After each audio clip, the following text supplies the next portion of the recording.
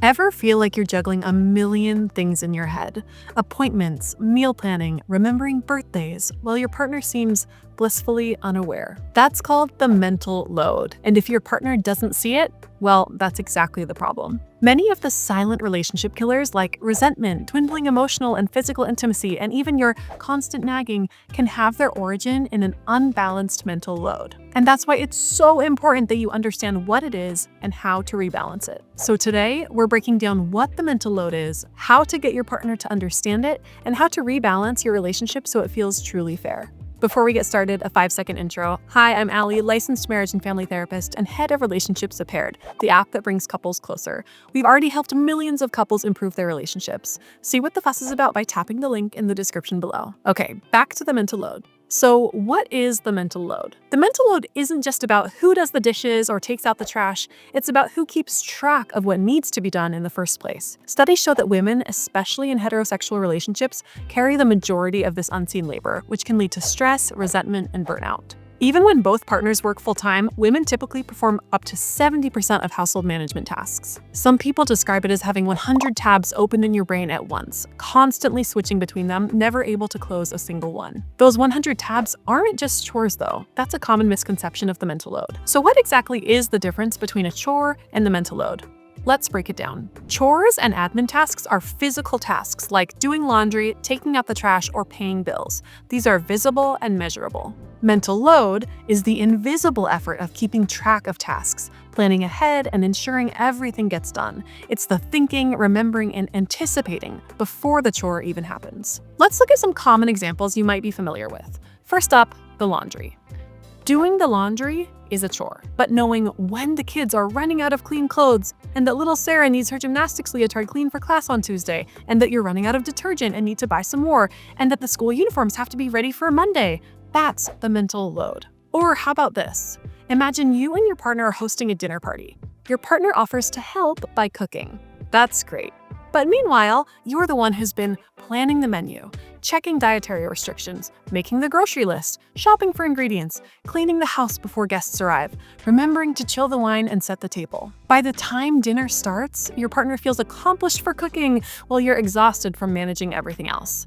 That, friends, is the mental load. When one partner primarily carries the mental load, it leads to exhaustion, and not just from doing tasks, but from constantly thinking about them. This imbalance isn't just frustrating. When one partner carries most of the mental load, it often leads to resentment, which can create emotional distance, which in turn can lead to everything from boring conversations to bad sex. On the flip side, couples who actively discuss and redistribute the mental load report higher relationship satisfaction, better communication, less stress, and greater emotional and physical intimacy, aka good sex. Basically, when the mental load is shared, relationships function better and feel more equitable. And just in case that all sounds a little vague, let's look at an everyday consequence of the mental load, namely nagging. One of the biggest complaints in relationships is nagging. But what if we told you that nagging is often just a symptom of an unbalanced mental load? Here's how it happens. One partner is responsible for remembering and tracking everything. They constantly have to remind the other partner to do tasks. Over time, they feel like a manager rather than an equal partner. The other partner feels criticized, and both end up frustrated.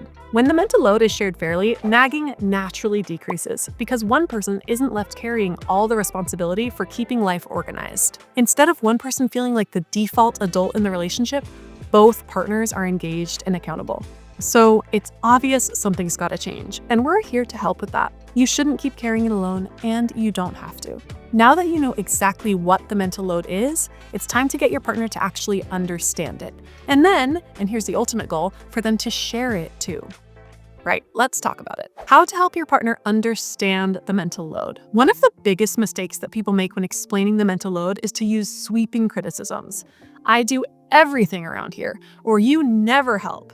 These all or nothing statements immediately put your partner on the defensive and make it really hard for them to hear what you're saying, which is, I need support, and I want to feel like we're on the same team. This criticism usually happens because you're overtired and burnt out, making it really difficult to see what your partner has contributed. But there are a few simple tweaks you can make to your communication to increase the chances that this conversation goes well and your mental load is rebalanced. Try these strategies when communicating about the mental load to your partner. First, start with appreciation. Instead of jumping straight to frustration, acknowledge your partner's contributions first. Say something like, I really appreciate everything you do for our family, and I know that we both juggle a lot. What I want to talk about doesn't take away from all of the contributions that you make for us. I love you. This opens the conversation in a way that makes your partner more receptive. Second, use personal experience instead of blame. Instead of assuming your partner chooses not to notice things, frame it from your perspective. Lately, I've been feeling overwhelmed keeping track of appointments, meals, and schedules. Even when I'm not actively doing tasks, I'm planning them in my head, and it feels like I can never shut it off. This makes it clear that the issue isn't about blaming them, it's about how the imbalance affects you. Third, use analogies to make it stick. One of the most effective ways to explain the mental load is through relatable analogies. I'll give you 2 examples. Number 1, the project manager analogy. It's like being the project manager of a household and not just doing the tasks, but also tracking and planning them. It's exhausting. Number 2, the cluttered desk analogy. Imagine if your brain was a desk covered in post-it notes, reminders and schedules, constantly adding more, never clearing them away. That's what it feels like to carry the mental load. Research suggests that metaphors improve understanding and empathy, making them powerful tools in difficult conversations. Now let's move on to how to share the mental load fairly. Now that your partner understands the mental load, it's time to rebalance it. Remember, it's not about unfairly increasing their to-do list, it's about redistributing tasks so that both of you have opportunities to own tasks from start to finish, and so that both of you have time to rest. Instead of just delegating tasks or making them a list, you're shifting towards full ownership. Delegating sounds like, can you pick up the groceries?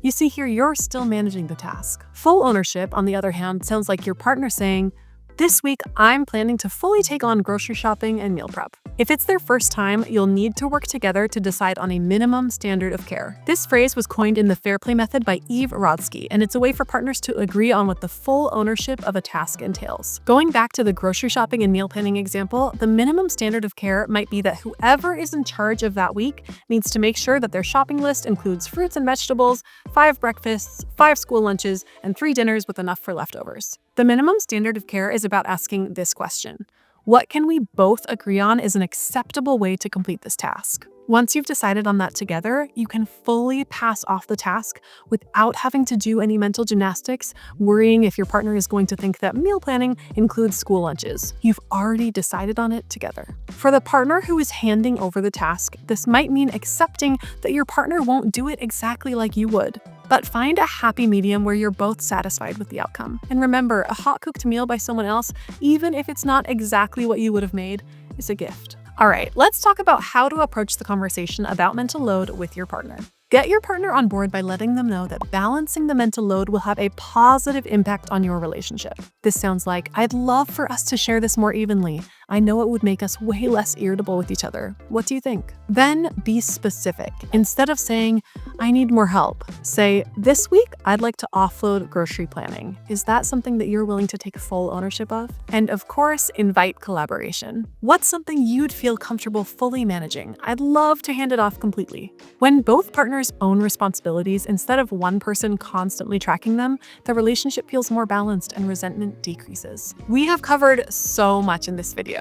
Here are the 5 biggest things to remember. First, the mental load isn't just about chores. It's about who keeps track of what needs to be done. Then, nagging is often a symptom of an imbalanced mental load. But instead of starting with criticism, try appreciation first. Next, use personal experience and analogies to help your partner understand how the mental load affects you. This will help increase their empathy. Then, be specific about your needs and make it a team conversation, not a blame game. And lastly, shift from delegating tasks to full ownership with an agreed upon minimum standard of care. This prevents one partner from carrying all the weight. Rebalancing the mental load is about so much more than a fairer relationship. It's about creating a true partnership where you can rely on each other, which increases your relationship satisfaction and leads to better intimacy and better communication. At Paired, we want that for you, and we know it's possible. It may take a few conversations, but be patient. And remember, good things are worth fighting for. So, what's the #1 thing you wish your partner understood about the mental load? Comment below, I bet you're not alone. And don't forget to check out Paired for more expert-backed ways to improve your relationship. And if you found this helpful, you know what to do. Hit like, subscribe for more relationship tips, and I'll see you in the next one.